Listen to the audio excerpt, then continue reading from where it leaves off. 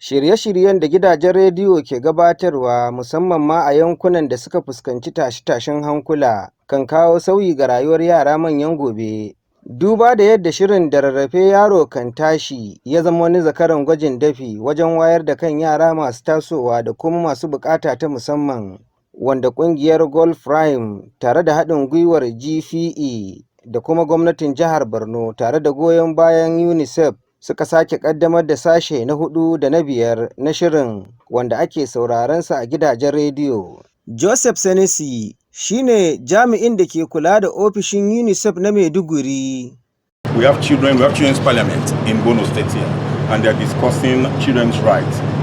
Aisha Jamal jami'a ce ta koyar da wannan shirin da kuma Yabawa Kyari, daraktar harkokin ƙananan yara na ma'aikatar mata ta jihar Borno, sun bayyana yadda shirin ke taɓo ɓangarori daban-daban na rayuwar manyan gobe.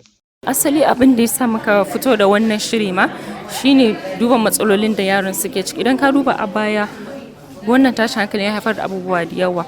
Iyaye an samu wato tashin hankali wanda ya sanadiyar yara da yawa suka zama orphans. Tasirin wannan program din gaskiya ya haifafa abu da yawa yara, domin kuwa yadda ɗiba yaran da suka yi din sun kawo yara daga wurare daban-daban, har da a cikin akwai yaran da mala galibu suna ciki, masu nakasassu suna ciki, kuma sannan muryoyinsu din inda yake zuwa ba nan kaɗai yake ba, kuma duk abin da aka ce yaro ne babba, wasu yara abin da suke fata su ma su zama irinsu.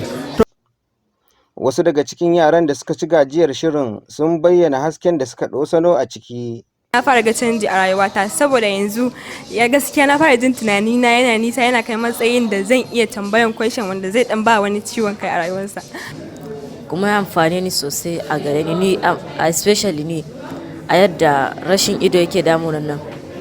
Ya koya min abubuwa da yawa, kuma ya koya min yadda ko ina na ji a tsakiyar mutane zan iya magana. Na karu da abubuwa kala-kala a cikin wannan shirin. Na koyi yadda zan tsaya ko ina in yi magana ba tare da zuciya na sinke ko kuma wani abu ba. Muhammad Usman shine janar manaja na tashar radiyo da talabijin na Al-Ansar. Shi wannan shirin yana da tasiri sosai a rayuwar yara, musamman ma yaran Borno. Kowa dai ya san abin da muka sami kanmu a ciki, kuma muna kan recovery yanzu. Program ɗin nan ya bayyanar da resilience da yaran Borno suke da shi sosai, ya nuna kokarinsu sosai, kuma ya nuna cewa yaran ma suna da abubuwan da ya kamata su faɗa, kuma suna da abubuwan da mutane ya kamata su ji.